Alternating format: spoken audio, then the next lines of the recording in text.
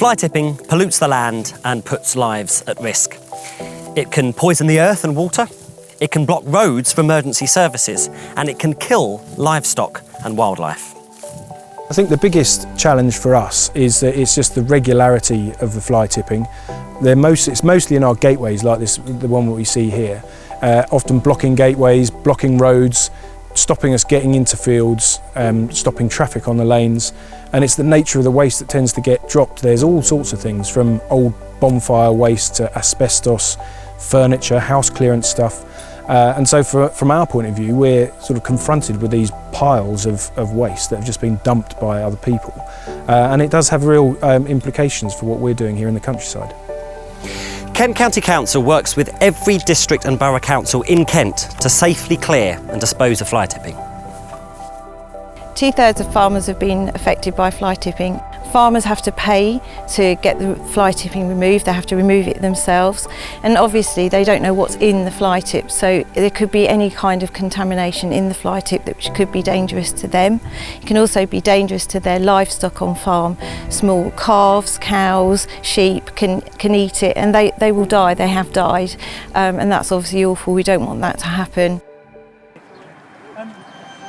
We work in partnership with various agencies, local authority, environment agency, Kent County Council, National Farmers Union, and we will have days of action which we title under Op Assist, which is our operation where we go out proactively looking for those that are carrying waste, and then we will stop those vehicles and deal with any offences that we find.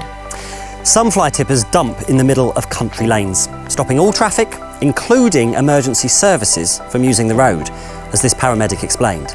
So fly tipping absolutely has an adverse effect on the ambulance service. In fact, we had an incident last year where waste just blocked the road, and that delayed our response to a patient. And actually in this line of work, every second counts, and we can't be in a situation where we're delayed to scene because of fly tipping. We liaise regularly with the council, who are brilliant, and if we find any evidence in the stuff that's been tipped, we can forward that on to them or the police. So it's a number of issues really. It's a nuisance, there's a financial cost to us, and then there's a health risk in terms of contaminating the food that we produce. Kent is the garden of England. You can see the beautiful orchard behind me.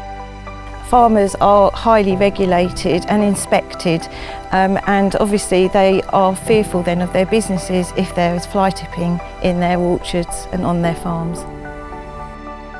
If you're employing someone to take waste from your household, you need to check that they have a waste carrier's licence and they supply you with a waste transfer notice. So, if you hire a waste contractor, make sure they're legitimate. Alternatively, you can contact your local council about their waste collection service. And if you spot a fly tip, you can report it quickly by using the Country Eye app or by contacting the local authority.